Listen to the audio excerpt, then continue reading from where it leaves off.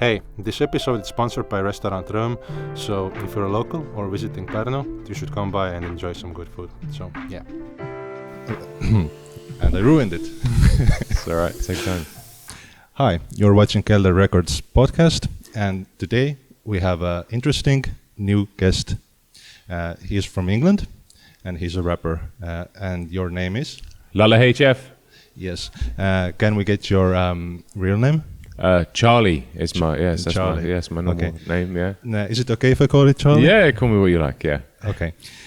So maybe I would start with your origins. So where are you exactly from? From England, I think. Yeah. So I'm from London, born and raised. I'm from a part of London called Camden, which is often associated with people like Amy Winehouse. A few other sort of musical. It's a very music associated part of London. I grew up there until I was maybe 20, and then I followed my parents out to Essex for a few years. Now I'm currently based near Birmingham, but yeah, I travel around the UK quite a bit. Okay. I was interested in your earlier musical influences. So who did you listen to in your youth? Great question. I'm from a very musical family. My mum is like a punk rock singer, still now. She's in a band now in her 60s. They're doing great. Shout to Family of Strangers. Okay. So I was brought up with a lot of emotionally charged music, I suppose. Sometimes,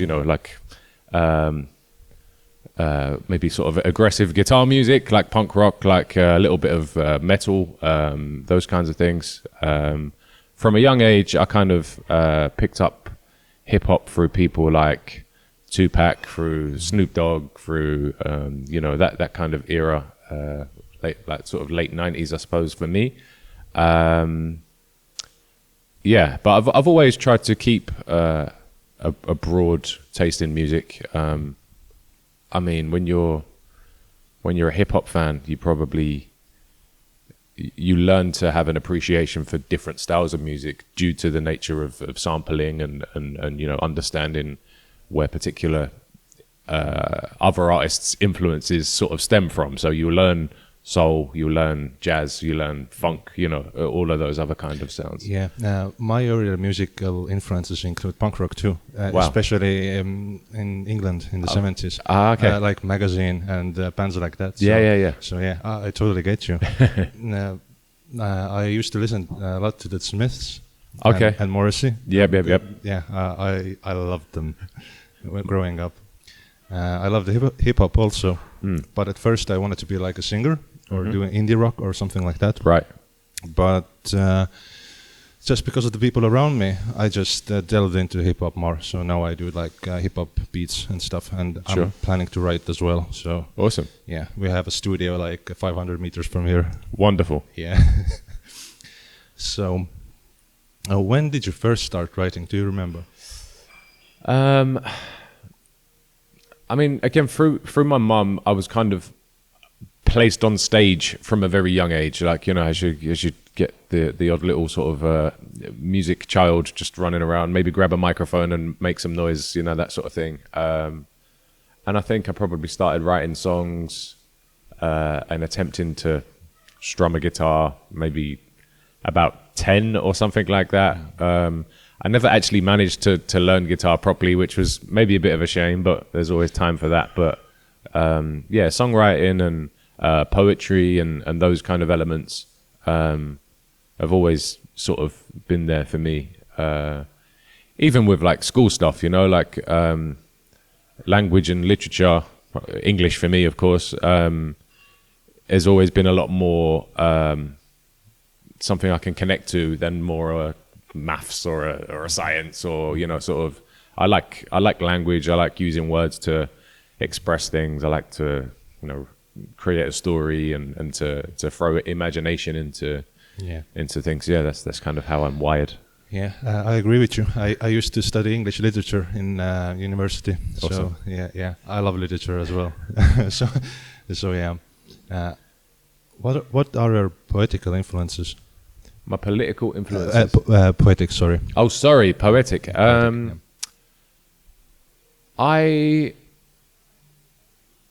like sort of abstract writing sometimes. I like I find something in when maybe a text feels a little bit surreal, and you can. I think sometimes it's designed for that for to play with your own perspective, right? You can sort of read something and incorporate it into whatever else, which is a big part of a lot of the sort of hip hop I listen to often as well. Sort of very technical rap sometimes. That's you learn over time that not. When you try to show certain music to your friends or whatever, they're like, I don't know what this is saying. And then you go, well, maybe I don't know, but maybe it makes me feel like this. So, so it's sometimes it's about what you take from the music rather than just the obvious parts that it shows you. Sure. I get where you're going. Yeah. There are a lot of great abstract bands. I think, I forget the band's name. There used to be a really popular band where the singer would like freestyle and say random words. Wow. It got pretty popular. I think it's Life with Buildings or Life Without Buildings or something like that. Okay, I'm not sure if I'm familiar. Yeah, it was an indie rock band in the 90s, I think. Okay. Yeah. When you first started rapping and doing hip hop stuff, did you have like any friends around you who supported you, or were you like sort of like finding your own way by yourself and then people came? For me, I was very reliant on my sort of social surroundings, people around me. I think there's obviously a journey from listening, as I said, to Tupacs and those kinds of people in early times, to then, maybe I can try to write this, and then obviously the first few attempts they're not exactly what you want to be, so you're a bit thingy with the results. But then, being in London in the era, in the generation that I was, a big part of our sort of youth culture was pirate radio stations, which maybe some of our younger friends might not understand the concept of so much, because I tried to explain it to my daughter and she's just like, I don't know what that is. But for those that aren't maybe aware, so it's essentially an illegally set up radio station that is pretty independent, that is pretty able to play whatever they feel like playing. Those were the times. I remember pirating MP3s and stuff like that. What an era. Sure. I mean, obviously there's the mature, okay, maybe certain things were a little bit not the right, I don't know who they weren't right for, but but yeah, pirate radio was a very important part of me learning how to become an MC. So it was mostly UK garage music at that time. I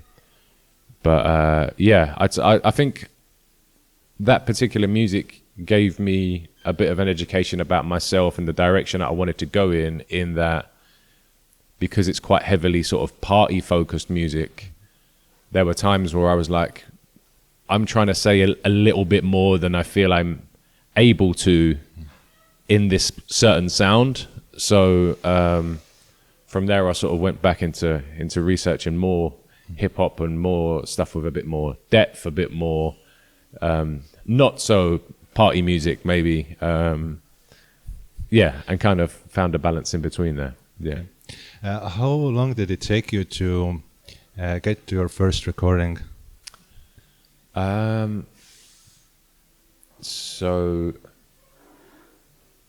it probably took a long time. So before I was able to get onto one of these radio stations ourselves, we would make cassette recordings. We'd have a couple of friends who were DJs, and then they would make a 90-minute tape using known garage songs and just sort of MCing and rapping over the top. So I don't know if you can count that as a recording. Obviously, it's not like quite studio, but that was kind of the place where we learn and sort of listen to our own voices. And you're like, oh, this works, this doesn't work. Maybe we should do a bit more of this. And then we was very fortunate in the area I grew up in, because we had like youth resources. There was studios made available to us, and there was a few sort of local mentors, like people who were already having a musical career of some extent, and they were able to share their sort of experiences and that kind of thing with us. But yeah, that was probably the first time I got into studio, and like, oh, okay, this is what my voice sounds like, and you know, that sort of thing. It's a very important stage. Yeah. Do you remember your first recording? I mean, whether it was cassette tape or... The first one would definitely have been cassette tape, yeah. And then I think the first studio song I made was a song called Would You Like Fries With That? Okay. Yeah. Quite an early indication of how sort of abstract I wanted to be, because the song wasn't about fries directly, you know. It's just how my brain works. Yeah. So how long did it take you to realize that music is for you? Did you know immediately? Because for me, it has been like a gradual process. I've always loved creativity, but for me to settle on music, it took a while. Did you know immediately? Yeah, I think maybe because as a young person, you're maybe not so aware of your obsessions, right? Like if you just do what you do because you like doing it, and it's not until you grow a little, or maybe you have a little bit more responsibility, that starts to take you away from the main thing that you want to do, and then you're like, oh, I don't want to go over there. I want to make music. I don't want to speak to these guys. I want to make music. And then you're like, oh, maybe all I want to do is make music, which is sometimes life right now. But you have to be a bit more accepting of your other responsibilities. You know, I've got to go and do some parenting. I've got to go to one of this other jobs that isn't music right now. I've got to whatever that might be, and you balance life like that, right? Yeah. I was actually wondering, what's your vocation? So music is a part of it, which is a privilege to be able to say. It took a long time for music to be able to sort of add to my income. But yeah, I mostly from sort of a sales background. I've sold a few different things over time. Not as interesting as music, but I mean, we all have our day jobs, so sure, and not all of us can make money off music. So if you got to that point, I mean, congratulations. Thank you. It's hard work. It really is. Yeah. To get eyes on your music, or ears for that matter, it's difficult. Sure, absolutely. So for the people that don't know, yesterday you had a workshop in Tallinn, and you had a live in Pärnu. Yes. So have you done a lot of workshop stuff before, or I mean, you were more like a participant, sort of. But have you done workshop stuff in England? Or? Workshops. Not so much, I don't think, really. I mean, it was a really fun activity. It was great to get a chance to be in the presence of the talented local guys. Obviously, I was really impressed with what I saw yesterday. Definitely a lot of skillful people in that session. The language barrier is one that I'd like to work on. Maybe I'd like to learn a bit more Estonian, and also one of the guys was rapping in Russian, right? So it would be, but it's an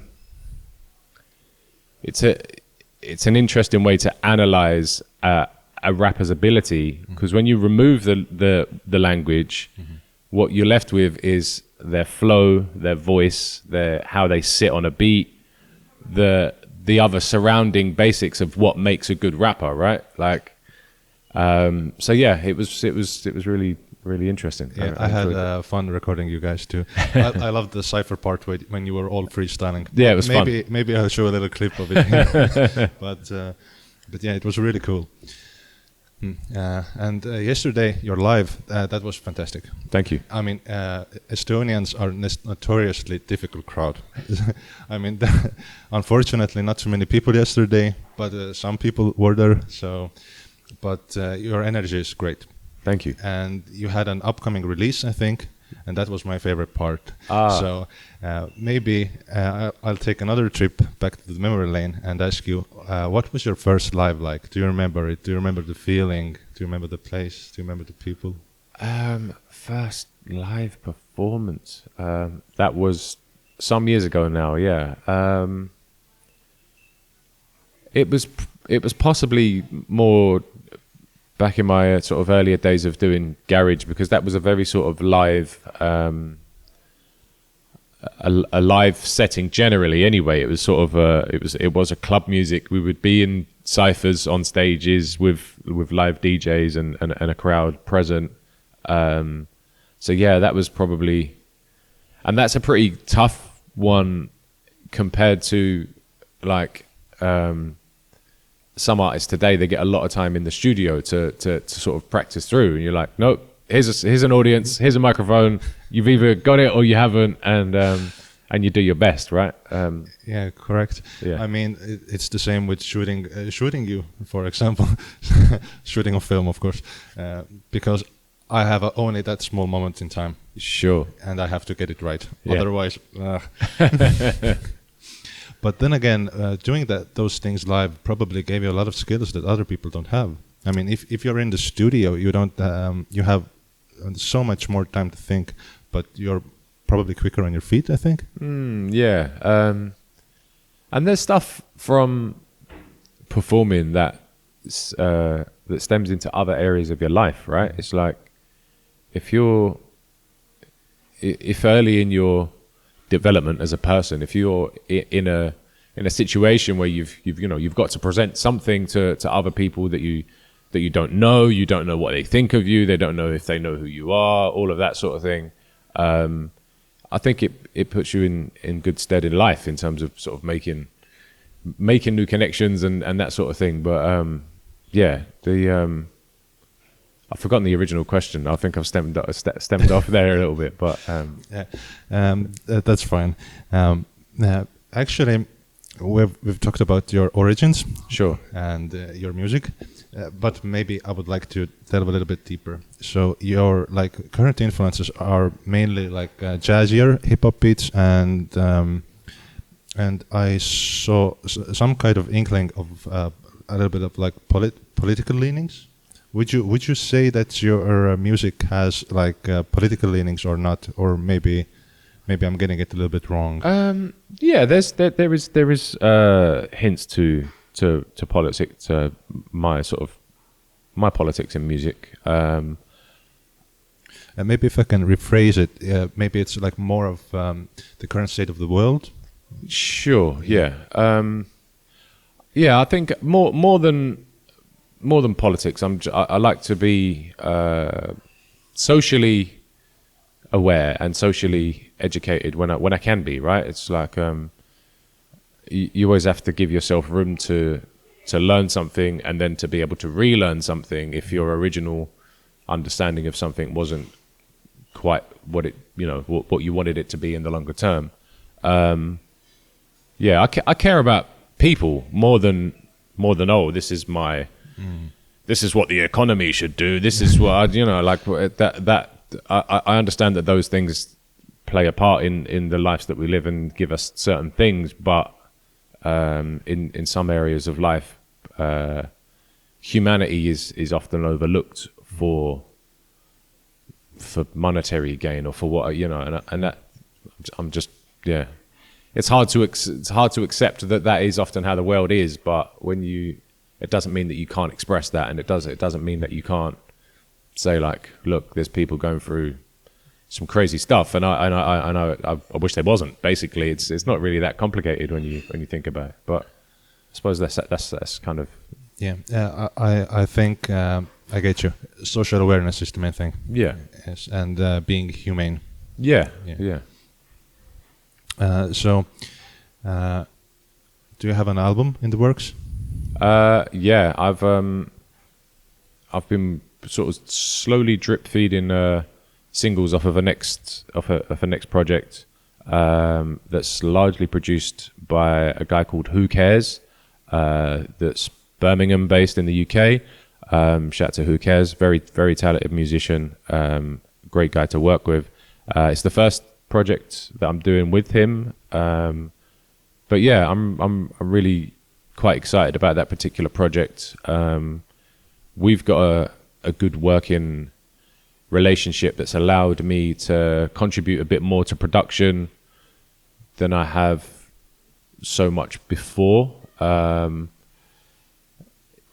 Yeah, I suppose bluntly, I'm able to make a sort of rough draft of a beat idea and then take it to him, and he's got the sort of understanding of me musically to be able to build that out and add other elements to it to make it sound like a more polished production. But yeah, I'm really enjoying the process of working with him. But now, how long have you been collaborating?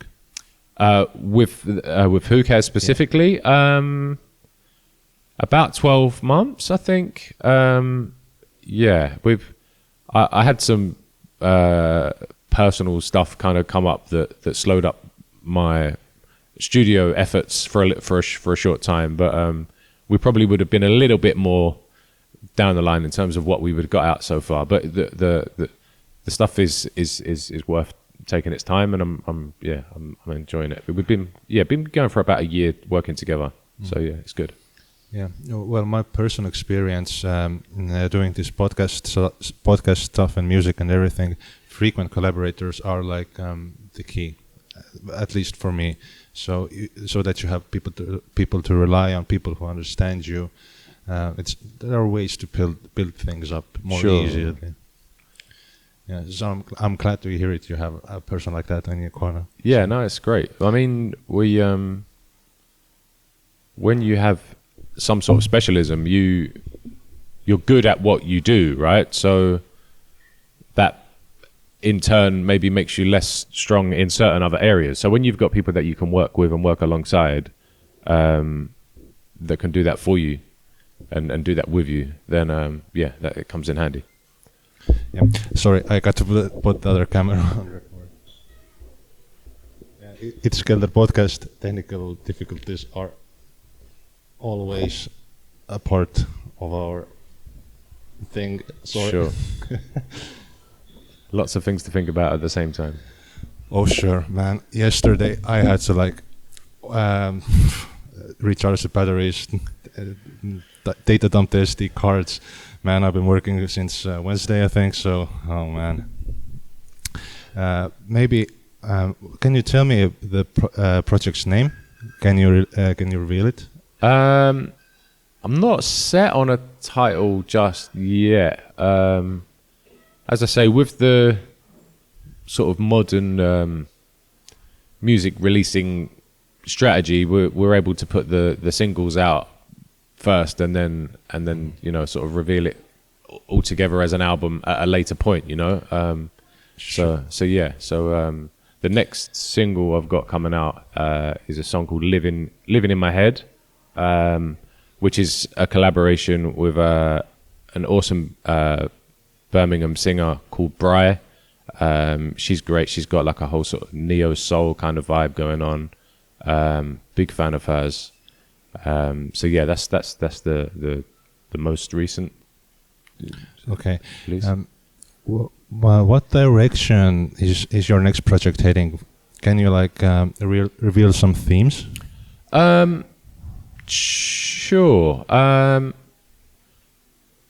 Themes. I mean, it's just it's maybe a bit more sort of continuity from me in terms of I have quite a random style. I've been told sometimes. I'm big on sort of references from different things that just appeal to me, and some people don't always, know exactly what I'm talking about, but they'll enjoy them anyway. That might be an old cartoon, or classic British football player, or just all sorts of stuff that just sort of collects in my head, really. So those are sometimes the themes, and then obviously I write songs about particular things as well. I've got one song in the works that when I first showed it to Who Cares, he was just laughing for about half an hour because it sort of it speaks to independent creatives quite specifically, and the invoicing of that part of life. So as soon as I shared it, he was like, why hasn't anybody made this song before? But oh man, actually I'm very interested in that. I think my opinion is in hip hop, in new wave hip hop and rap, I mean, there's a lack of originality at the moment. Do you think so? I mean, maybe it's different in England because I consume a lot of media from America. Right. So maybe it's different in England. I'm not sure at the moment. I don't think there's a lack of originality. I think that sometimes it's tricky for us as music fans to delve a little deeper into a certain sound that we might enjoy. Maybe, I don't know, maybe you come across 2 or 3 acts that you're like, okay, I like some of what these guys do, but it doesn't really go quite as far. But not all of us are then able to go, okay, well, let's sort of take ourselves down the rabbit hole a bit, and let's find a little bit more, something a bit more unique, something a bit more that doesn't sound like everything else. But that's available to us, and I find a lot of originality in quirky areas of music that I listen to. So yeah. Okay. I mean, are there any great new artists in England that nobody knows about and you do? In England, who do I listen to mostly in England? Maybe this question is because in Estonia, most of our media comes from America. So, okay, right. So and England is a little bit not unknown to us, but not as widely explored, maybe. Sure. I mean, I listen to quite a lot of what's termed underground rap often anyway, so it's kind of made for people that aren't looking for the generic kind of maybe radio friendly or stuff that you'll hear in the supermarket or what have you. But UK acts I'm big on right now might be Little Sims is probably one of the biggest. She's huge for me. I've loved watching her rise in recent years. I think she's just incredible, the way that she approaches musicality. Her obvious ability to rap is amazing, but she puts so much vulnerability, so much of herself into the music, and that's important that's there, because so many artists aren't putting that, and they aren't really showing you who they are. So yeah, people that are able to put that in their music, and sometimes in a light-hearted way, it's there's a balance between making music that's really personal to yourself, but making it so it isn't sad and doom and gloom and what have you. If something that's got a bit more of a vibe to it at the same time, it's because there's different types of music listeners. So if you speak to somebody with a groovy beat and they're like, oh yeah, okay, I like this, I can put this on when I'm in the gym. But when you match a song like that with, complex lyrics about whatever particular themes, the people that look for that in music are also being provided for as well. So I think Little Sims is a person who does that in a great way. But yeah, I mean, at the moment, a guy called Cass is Dead had a great. When was his album? He dropped an amazing album. It was highly anticipated, and he's an artist that I admire so much for the work that they put into, not branding as such, because I feel that takes away from the creativity side. It makes it sound like a new pair of trainers or something, you know. He's spent so much time creating literally a world for him to live in and for his audience to live in, and it's dark and it's sinister and it's mysterious and it's that is quite unique. Not many people are able to creatively do that. It's a massive part of sort of escapism. You're almost in a sort of comic book with an artist like that, you know.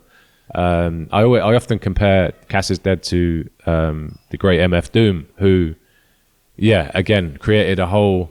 You put on a Doom record, and you're like, I feel like I'm in a film. I'm in physically in a place, you know. So any artist that's capable of doing that is amazing to me. I think MF Doom's one of the bigger records was made in a hotel room. If I'm not sure, I'm not sure. I might be wrong. So, sounds like a very MF Doom thing to do. Yeah. Earlier, you mentioned that you're a father. Yes. I'm wondering how has parenthood influenced your creativity, your music? I definitely think it has. In a few ways. Yeah, creativity in itself, because my daughter's a creative. Her direction is largely geared towards acting at the moment. She's done a bit of sort of theatre work. She was with like a drama club for a long time. She puts a lot of effort into that side of things. She has an interest in music, not in rapping, and she doesn't really have much appreciation for hip hop just now. She's more into bands, into older bands. She loves David Bowie and people like that. But yeah, being as parents, we often try to be that initial role model, right? So it took me a little while to realize that, as well as the sort of stuff of I have to go to work and earn money to provide for my child, I also have to show her that creativity is a gift, and it's something that you work on, and you'll come to points in life where you don't really get to choose. Like if you're here to make something for others, that is your path. You might be able to control what it is that you create, but you know that you've got a story, a message, or whatever to deliver, and then to work towards that. And so I've always tried to be step by step in my process with her. So sometimes it sounds like a small, boring piece of something. Oh, today I went to the studio and did this.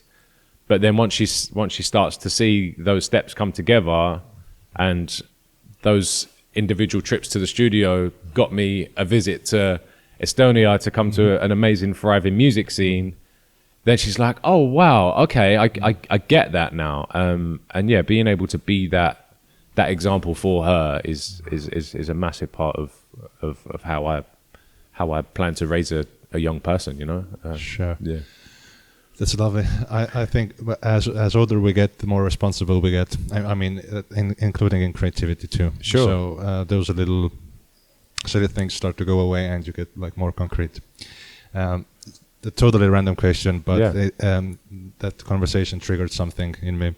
What do you think about the Kendrick and Drake beef? I mean, Kendrick is like, in a way, you can like frame it as values versus values and something like that as well. But, sure. But I mean, I'm not sure if it's true, but. There's a few ways I'd look at that, and there's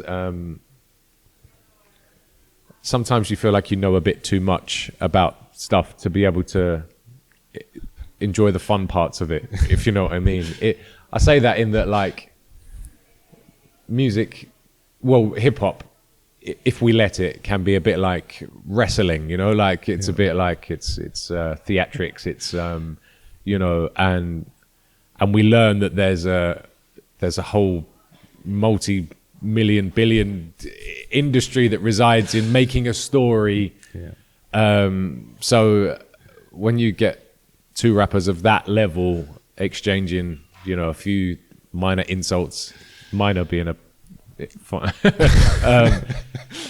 few insults over tracks. So you're like, okay, do these guys actually dislike each other, or are they, you know, are they going for a game of pool after listening to each other's songs and laughing, or, you know, we don't actually know, right? But it's still fun, and it's, you know, it's still a big part of what attracts so many people to hip hop in the first place, in that it gives you that sort of competitive, like that kind of I don't know, as a male, that kind of testosterone kind of, oh yeah, like, oh, he said this and about this, and he's the bigger guy because this, and, you know, it gives us something to be fans about, I suppose. My personal taste is much more towards Kendrick's music than Drake's, but yeah, it's interesting. It's something to enjoy, I suppose. I think so too. It's male entertainment at the end of the day. So yeah. I gotta ask you: can you imagine your life without music? Ooh, no, I don't think so. Yeah, no. My life without music would be pretty dry, pretty. Yeah, full of nothing, really. Be a lot of sitting around, staring into space, just, you know, what can I do? What can I do? Yeah. No, music gives me so much in so many ways. Yeah, I agree. I got to check the time. Sure. And okay, so we have 2 podcasts today, for people that don't know, so I cannot hold you too long. Sure. So I'm slowly ending it. Okay. A few more questions. Cool. So, how did you like Estonia? It was your first time here, yeah. My first time here, yeah. I know. I mean, you can be very critical. We love it. Oh no, I don't have. I don't really have anything. I'm quite an opinionated person, but I don't have a bad word to say about Estonia at all so far. I knew a little bit about Estonia before I came here, because my great friend back in the UK, AJ Mutated, who used to be part of the drum and bass group Mutated Forms, he's an excellent producer and a great guy all around. Shouts to him, definitely. But yeah, he's I'm on the spot now, and I'm gonna get. He's either from Tallinn or Tartu, but most people are either from Tallinn or Tartu. I know that. But yeah, he's taught me a lot about sort of how life is how life was growing up here for him and stuff like that. But yeah, I love it. It's surprisingly clean. Someone from the UK. I think you guys probably get that quite a bit. But yeah, it's it feels like a place that the people that live here really care about it, and I think they care about each other in a way, in a great way. And I'm super impressed with the cultural elements. I love seeing the music and the creativity here. On nearly every street corner, I'm seeing the posters for like theatre events, and even if they're not necessarily things that are directly for me, it's nice to know that they're there, and it's nice to know that you know, citizens of this country have that taste and that appeal. You know, arts and culture in general is very important. It gives us a lot in society, and in some parts of the world isn't looked after properly. So it's great to see that. But yeah, Estonia's great. The people I've met are fantastic. There's everybody so far seems to love music of some sort. No, it's definitely a place for me. Yeah, we are kind of cultural mostly. So yeah, I know you did only one live in Estonia. I think sure, it's just one. I know. Yeah, just one so far. Yeah. How do you compare other crowds versus Estonian crowds? I mean, there's a very small sample size, but yeah. What's your feeling right now? It's energy. Particularly last night's event. I mean, it wasn't really, it wasn't necessarily set up for the sort of music that I make and deliver. You know, it's a clubby vibe, and some of my songs are a bit of crowd killers in it's I try to adjust my set accordingly, you know, but they was really appreciative, and there was a lot of love when I got off of stage, so that was lovely. Yeah, sure. I mean, none of your songs are like in a negative way killers, but that particular club, Varikas, it's more geared towards like techno and trance and stuff like that, like more pop stuff. So yeah. Anyway, where can people find you? Do you have like a social media, Spotify page, Bandcamp page? Yeah, all of those things. I'm Lulla HF on all platforms. That's spelled LULLA space HF. That's me. Anywhere that you might go to check for music. Bandcamp is always lovely. Joining my mailing list is also very nice because it gives me a better way to keep in contact with people. But yeah, man, just give me a shout. Sure. Is there anything that you would like to talk about that we haven't discussed yet? Maybe there's something you want to tell the people. Maybe there's something that's weighing on your heart. Weighing on my heart. I'll go with